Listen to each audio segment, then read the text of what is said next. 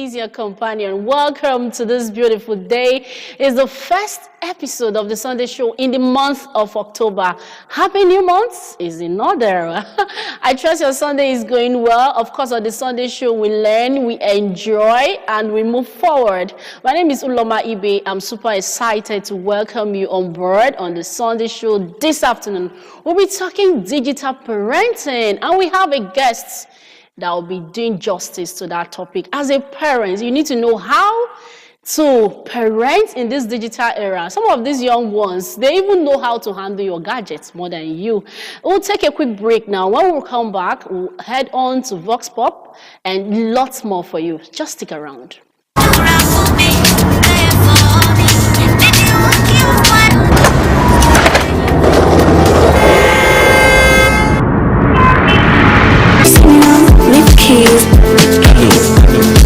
Everyone going to fight.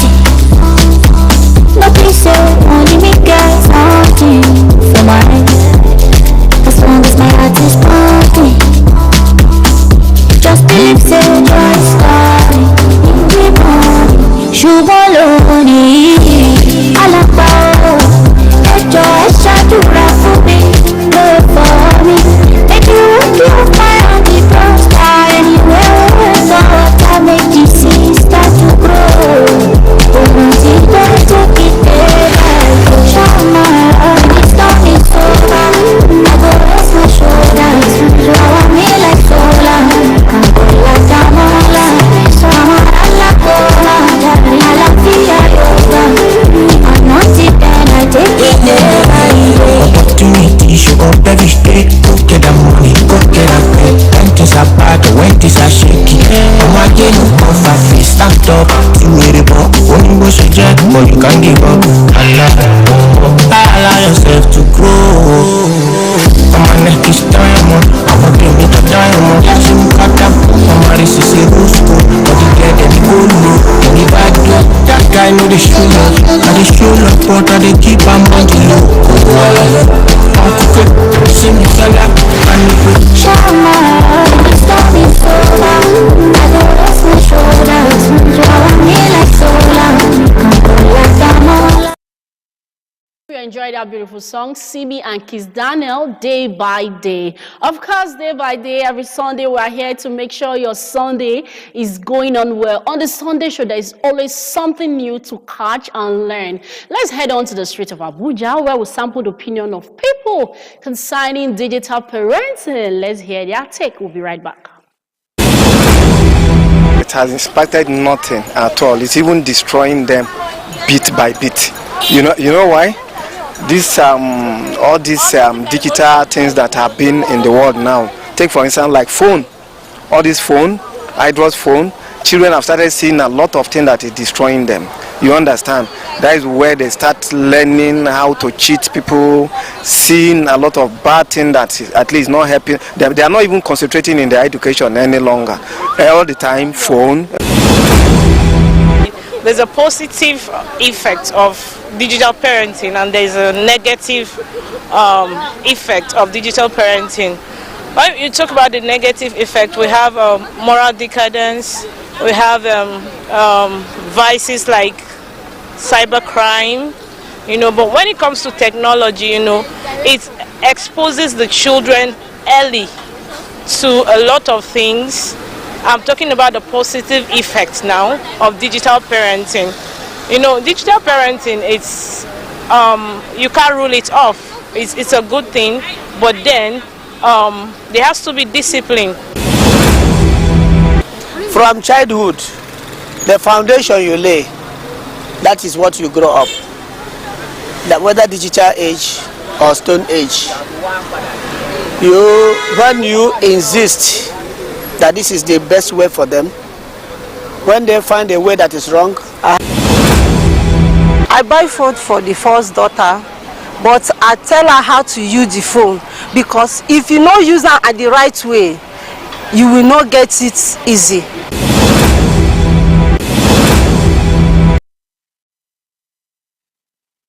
All right, thank you very much. You've heard the people's opinion.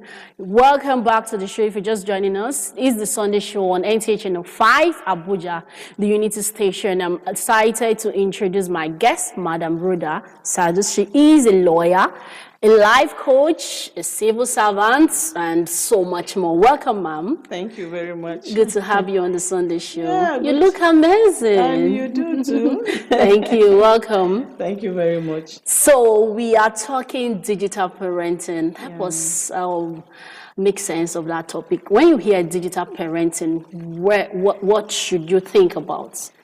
Is it parenting the children with gadgets, or is there something else? Yeah, it's part of it, but I think just to set the ball rolling, and digital parenting actually is an act of guiding, monitoring, and supporting children in the use of technology, the internet, and devices. Interesting. Yes, so it promotes safety, of course, and as a responsible behavior. It's it informs users because we are talking parenting now, children or young people, and there has to be a healthy balance between their online and offline. You understand? Okay. So digital parenting is a modern innovation. We're in the digital age, so that is that. We need the digital, it has come to stay, and come to think of it, even we in the studio here, we are using, it's digital, and we are guided by digital technology. So it's the age of digital technology, and you cannot shy away from it. And so young people that are, especially I'm referring to young people because they are termed as internet natives, because in their period, the digital age, they are born into it. Yeah, unlike some of us old school that where we came from the background that the traditional way, and then we are learning to use all these devices, and then there technology. So they are born into the digital age. That is why you see they are very, very interested in anything digital, and they like devices. But it's good that they should be exposed to it. However, they should not be given a free hand to just use gadgets without parental guidance. Okay. And I think that is the crux of our discussion this afternoon. So I think I have to pause. Okay, so you talked about guiding. How do we guide them? And I will ask this question, very important. At what age should a child be allowed to have access to digital devices? Truly speaking, I will not be able to tell you that this is the age, but as it is important that they should be guided from, when they begin to understand things, okay, that there are limits, in as much as there are a lot of benefits to it, but there are also risks, associated with the use of, digital devices and the technology also. When they are not guided. When they are not guiding. It could, serve as a very, very dangerous, tools in their hands, okay, if they are not guided. And that is why I think you have called us to talk about digital parenting. So in this age, we have to, in fact, I want to see a situation where this discussion will be, ongoing. It shouldn't be something that should stop. It's not a one-off conversation, because every day, things are coming up. And you see we're at a crossroad. We are at a crossroad between the African traditional life and then the digital technology, era. True. So those of us that are coming from that background, and those of our children that are coming from digital age, there is now like a kind of conflict. There's now a kind of situation where we don't agree. You understand? Unlike you and I, we were brought up in the, background where traditions and culture and values, they ruled us. But as it stands now, it is a bit difficult for you to stick into that traditional, mold. Completely. So there has to be a kind of a hybrid between the traditional and this. And that is why, for me, I will always say that every family should have values. Because it comes from before you are able to control digital, technology in your children, the use of it, you should be able to have some values put in place. It's part of the control. And so some things like, You must put in place a kind of communication strategy that you encourage open communication between you and the children, so that they will understand when you begin to say that these are boundaries. You have to set boundaries. The child will understand why you are setting boundaries. You understand? For us, we're coming from that traditional background.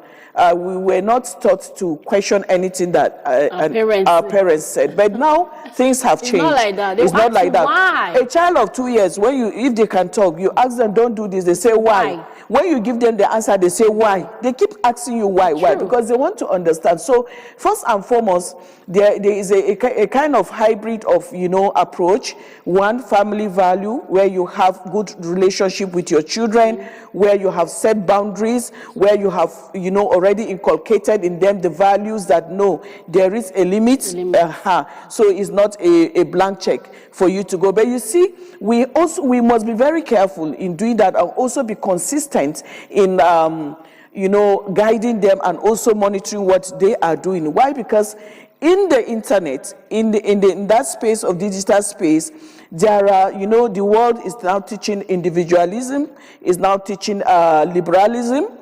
And meanwhile, at home, you are saying we have to be communal.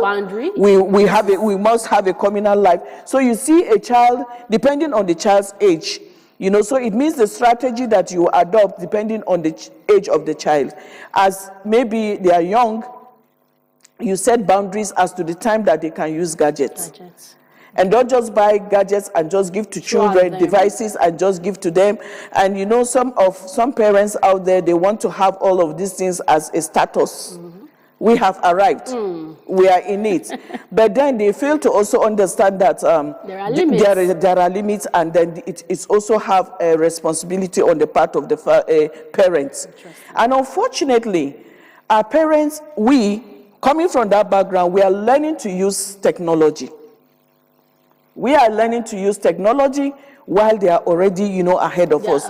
Just give a 6-year-old child an Android phone and you see the wonders that child will be doing. Meanwhile, some parents don't even know that there are certain, applications in that they only make calls and probably do WhatsApp and do Facebook and that's all. Off they go. But you see a very 6 years old and what they are doing with Android phone or some gadgets, you wonder. Interesting. Yeah. Okay, if you're just joining us, it's the Sunday Show. Our phone lines are on your screen for you to call us and be part of this interesting conversation. Digital parenting is a big deal. How do we strike a balance? That's my next question. You said we should set boundaries. In setting these boundaries, how do we, you're like between a thin line, battling with these children. If you tell them this, when they go to the internet, they see otherwise. They come back to ask you why. How do we strike a balance and still infuse the traditional morals or aspects into them? It requires a lot of work and it requires a lot of time. You understand? And unfortunately, that is what we don't have. We don't have luxury of time. Hello, good afternoon. Good afternoon. Yes, welcome. Good to have you. Tell us your name and where are you calling from?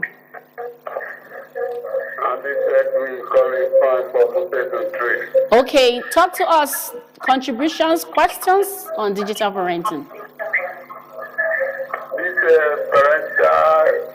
Digital parenting.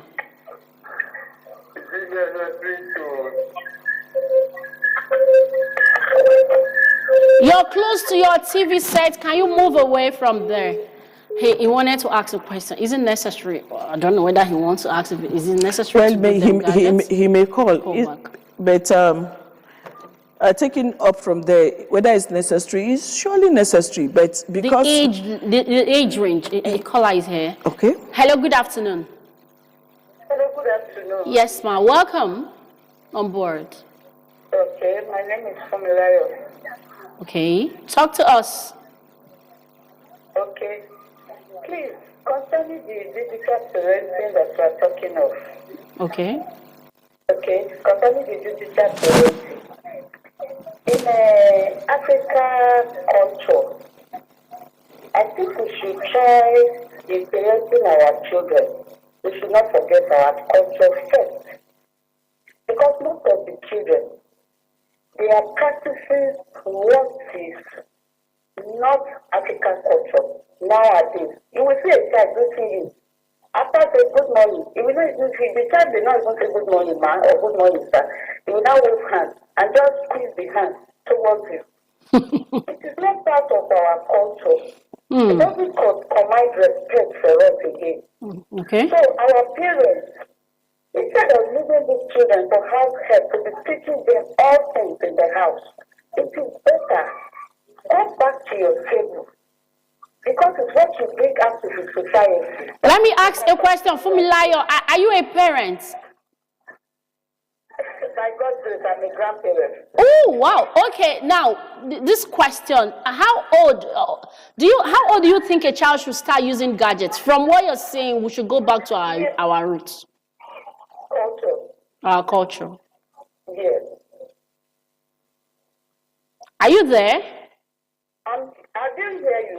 Okay, I'm asking, in your opinion, how old do you think a child should start using gadgets? Like, how old should a child be?